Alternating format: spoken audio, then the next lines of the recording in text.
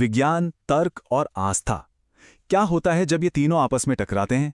इस विश्लेषण में हम एक ऐसी कहानी की गहराई में उतरने वाले हैं जो सच में सोचने पर मजबूर कर देती है। डॉक्टर राघव वर्मा, एक कट्टर नास्तिक और फिजिक्स के प्रोफेसर, जिनका पूरा जीवन माउंट कैलाश के दुर्गम बर्फीली चोटियों के बीच हमेशा के लिए बदल गया। आखिर ऐसा क्या हुआ था वहां? चलिए देखते हैं। ईश्वर बनाम विज्ञान, विज्ञान हार गया और शिव जीत गए। सुनकर थोड़ा अजीब लगा ना? ये बयान डॉक्टर वर्मा के उस वायरल वीडियो का है जिसने इंटरनेट पर तहलका मचा दिया था। सोचिए, एक ऐसा इंसान जिसकी पूरी दुनिया सिर्फ और सिर्फ विज्ञान और लॉजिक पर टिकी थी, जो रिचर्ड डॉकिंस का बहुत बड़ा फैन था, वो अचानक ऐसा क्यों कहने लगा? इस पूरी चर्चा में हम इसी रहस्य को परत दर परत सुलझाने वाले हैं। अब कहानी की शुरुआत समझने के लिए हमें पहले इनके घर के माहौल को समझना होगा। ये एकदम दो अलग दुनियाओं का टकराव था। एक तरफ डॉक्टर वर्मा हैं, पक्के नास्तिक जो इंटरनेट पर धर्म के खिलाफ लंबी लंबी बहसें करते हैं, और दूसरी तरफ हैं उनकी पत्नी मीरा, एक परम शिव भक्त जिनका हर दिन आस्था और विश्वास से शुरू होता है। और यही विरोधाभास आगे चलकर इस पूरी घटना की सबसे अहम नींव बनता है। फिर अचानक सब कुछ बहुत तेजी से बदलता है।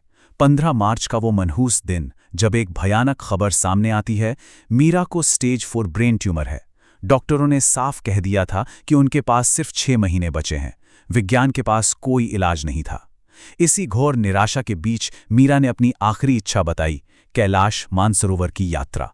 एक नास्तिक पति के लिए ये किसी पागलपन से कम नहीं था, लेकिन भारी मन और गुस्से के साथ 20 अप्रैल को वो पासपोर्ट बनवाते हैं। उनका मकसद सिर्फ एक था, वापस लौटकर इस तथाकथित कैलाश फ्रॉड का पर्दाफाश करना। लेकिन देखिए, पहाड़ किसी के अहंकार की परवाह नहीं करते हैं ना। हिल्सा बॉर्डर पहुंचते ही असली परीक्षा शुरू हो गई। वहां मीरा का ऑक्सीजन लेवल अचानक गिरकर सिर्फ 70 पर आ गया। ये एक बेहद खतरनाक और जानलेवा स्तर है। सेना ने उन्हें वहीं रोक दिया। इस बेबसी में राघव पूरी तरह टूट गए और गुस्से में उस ईश्वर के अस्तित्व पर ही सवाल उठाने लगे जो कथित तौर पर अपने ही भक्त को इतनी बुरी तरह तड़पा रहा था। ठीक इसी मोड़ पर कहानी में एक बहुत दिलचस्प एंट्री होती है। स्रोत सामग्री के मुताबिक जब सब कुछ खत्म होता दिख रहा था, तभी वहां एक 80 साल के तिब्बती लामा आते हैं। वो राघव को सांत्वना देते हैं और उनके हाथ में प्राकृतिक रूप से ओम बना हुआ एक छोटा सा मानसरोवर का पत्थर रख देते हैं। साथ ही वो यम द्वार पर विघ्नहर्ता गणपति को याद करने की सलाह भी देते हैं। जरा सोचिए, आस्था का एक इतना बड़ा भौतिक प्रतीक सीधे एक चरम नास्तिक के हाथों में सौंप दिया गया था। और जैसे जैसे यात्रा आगे बढ़ती है, हालात और भी खौफनाक हो जाते हैं। डेरा पुक की भयानक स्थिति का अंदाजा आप सिर्फ इन आंकड़ों से लगा सकते हैं। 16,500 फीट की ऊंचाई, -10 डिग्री का जमा देने वाला तापमान और हवा में सिर्फ 40% ऑक्सीजन।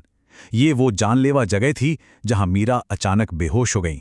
गाइड ने साफ कह दिया कि आधी रात को उन्हें नीचे ले जाना नामुमकिन है और उनके बचने की संभावना शून्य है। मौत बिल्कुल सामने खड़ी थी।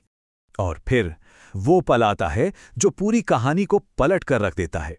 जब विज्ञान ने पूरी तरह जवाब दे दिया और एक इंसान का सारा अहंकार चकनाचूर हो गया, तब उस कट्टर नास्तिक प्रोफेसर ने अपनी जेब से लामा का दिया हुआ वही पत्थर निकाला। उसने उसे कसकर पकड़ा और अपनी जिंदगी की सबसे पहली हताश प्रार्थना की, गणपति बप्पा, अगर तुम सच में हो तो मेरी मीरा को बचा लो। ये कोई बहस नहीं थी, ये एक इंसान का पूरी तरह से टूटकर किया गया समर्पण था। स्रोत बताते हैं कि इस प्रार्थना के ठीक बाद प्रकृति ने एक अद्भुत चमत्कार दिखाया जिसे गोल्डन कैलाश कहा जाता है। यह एक बेहद दुर्लभ प्राकृतिक घटना है जो साल में मुश्किल से 2-3 बार ही होती है। होता यह है कि चंद्रमा की रोशनी पर्वत पर कुछ इस तरह पड़ती है कि वो पूरा का पूरा ठोस सोने जैसा चमकने लगता है। लेकिन सबसे चौंकाने वाला दावा यह है कि यह चमत्कारी दृश्य ठीक उसी क्षण दिखाई दिया जब मीरा को अचानक होश आ गया। पर ठहरिए, यात्रा का सबसे खौफनाक हिस्सा अभी बाकी था। 19,500 फीट, ये डोलमा पास की ऊंचाई है, पूरी कैलाश परिक्रमा का सबसे ऊंचा और सबसे खतरनाक बिंदु। एक ऐसी जगह जहां इंसानी शरीर और दिमाग की सहनशक्ति अपने बिल्कुल चरम पर होती है। इस ऊंचाई पे पहुंचते ही प्रकृति ने अचानक अपना सबसे रौद्र रूप दिखा दिया। 100 किलोमीटर प्रति घंटे की रफ्तार से एक भयानक बर्फीला तूफान आया। तापमान पलक झपकते ही -20 डिग्री तक गिर गया और वहां 50 यात्रियों की जान आफत में फंस गई। गाइड के मुताबिक अगर वो तूफान जल्द नहीं रुकता तो हाइपोथर्मिया से सबकी मौत बिल्कुल तय थी। बचने का कोई रास्ता नहीं था। हताशा के उस डरावने पल में राघव ने फिर से हार मानी और इस बार अपने बेटे की जान की भीख मांगी। और तभी स्रोतों के अनुसार एक ऐसी अकल्पनीय घटना घटी जिसे विज्ञान शायद कभी समझा न सके। उस भयानक तूफान की चीखती हवाओं के बीच से अचानक डमरू बजने की एक बहुत ही स्पष्ट और लयबद्ध आवाज गूंजने लगी। और सबसे बड़ी हैरानी की बात, केवल 1 मिनट के भीतर वो जानलेवा तूफान पूरी तरह से रुक गया। सारे बादल छंट गए और सूरज निकल आया। लेकिन इसके बाद जो हुआ वो तो और भी ज्यादा विस्मयकारी था। स्रोत बताते हैं कि पर्वत पर बर्फ से बनी डमरू बजाते हुए शिव की एक विशाल आकृति उभरकर सामने आई। ये आकृति करीब 10 सेकंड तक वहीं रही। और ध्यान देने वाली बात यह है कि ये किसी एक इंसान का भ्रम नहीं था। वहां मौजूद 50 यात्रियों का ये एक सामूहिक अनुभव था, जिसे 500 अलग-अलग कैमरों ने रिकॉर्ड किया और जो बाद में इंटरनेट पर बुरी तरह वायरल भी हुआ। इस खौफनाक परिक्रमा के बाद मानसरोवर पहुंचने पर समर्पण का एक बिल्कुल नया ही स्तर देखने को मिलता है। जरा कल्पना कीजिए, 2 डिग्री सेल्सियस का तापमान, इस जमा देने वाले बर्फ के पानी में जहां एक स्वस्थ इंसान भी जाने से कांप उठे, वहां ब्रेन ट्यूमर से जूझ रही मीरा ने अपनी पूरी आस्था के साथ डुबकी लगाई। और जब वो बाहर आईं तो उन्होंने दावा किया कि उनकी ट्यूमर का सारा दर्द मानो हवा में गायब हो चुका था। हालांकि ये राहत कुछ ही समय के लिए थी। उसी रात टेंट के अंदर मीरा को दर्द का एक बेहद भयानक दौरा पड़ा। ये क्षण राघव के लिए सबसे अंतिम और सबसे बड़ी आध्यात्मिक परीक्षा थी। उन्होंने वो ओम वाला पत्थर उठाया, मानसरोवर का जल लिया और अपने उस नास्तिक अतीत को हमेशा हमेशा के लिए पीछे छोड़ते हुए प्रार्थना की। ओम नमः शिवाय, ओम गंग गणपते नमः। हे भोले, अगर हो तो मेरी पत्नी को ठीक कर दो, मैं जिंदगी भर तुम्हारा दास रहूंगा। ये उनका पूर्ण, बिना किसी शर्त का आत्मसमर्पण था। अब सवाल उठता है कि इन सारे चमत्कारी अनुभवों के बाद जब वो वापस दिल्ली आए तो मेडिकल साइंस का क्या कहना था। देखिए, दिल्ली के आइम्स अस्पताल की जो रिपोर्ट आई उसने बड़े बड़े डॉक्टरों को चौंका दिया।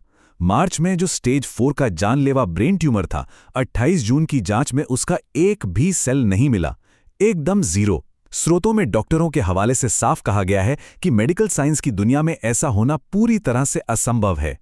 ये पूरी घटना उस विशाल वैचारिक बदलाव को बहुत साफ साफ दिखाती है। याद है ना, राघव ने यह सफर किस मकसद से शुरू किया था?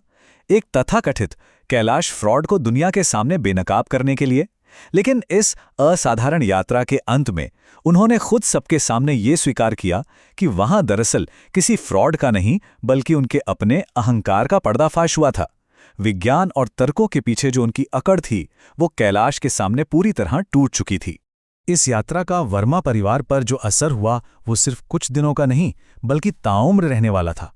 जो प्रोफेसर कभी ईश्वर के नाम पर हंसते थे, वो अब अपने छात्रों को बताते हैं कि फिजिक्स सिर्फ ब्रह्मांड के निर्माण की प्रक्रिया को समझाता है, लेकिन इसके असली निर्माता तो शिव हैं। उनका 11 साल का बेटा आरव अब शिव और विज्ञान के विषय पर बात करता है। और वो मीरा, जिन्हें डॉक्टरों ने सिर्फ 6 महीने का समय दिया था, वो अब पूरी तरह स्वस्थ हैं और कैंसर मरीजों के लिए एक फाउंडेशन चलाकर उन्हें कैलाश यात्रा करवा रही हैं। अंत में ये पूरा विश्लेषण डॉक्टर राघव के एक बहुत ही गहरे दार्शनिक विचार पर आकर रुकता है। जो बात एक लैब में प्रूव नहीं की जा सकती, क्या वो आस्था में अप्रूव हो जाती है? ये एक ऐसा सवाल है जो विज्ञान के साक्ष्यों और आध्यात्मिक विश्वास के बीच की उस बहुत ही बारीक सी लकीर पर सोचने को मजबूर कर देता है। क्या वाकई हर सच्चाई को सिर्फ डेटा और फैक्ट से मापा जा सकता है, या फिर इस विशाल ब्रह्मांड में कुछ ऐसे भी रहस्य छिपे हैं जिन्हें केवल महसूस किया जा सकता है? सच कहूं तो ये एक ऐसा विचार है जो हम सबके जहन में लंबे समय तक गूंजता रहेगा।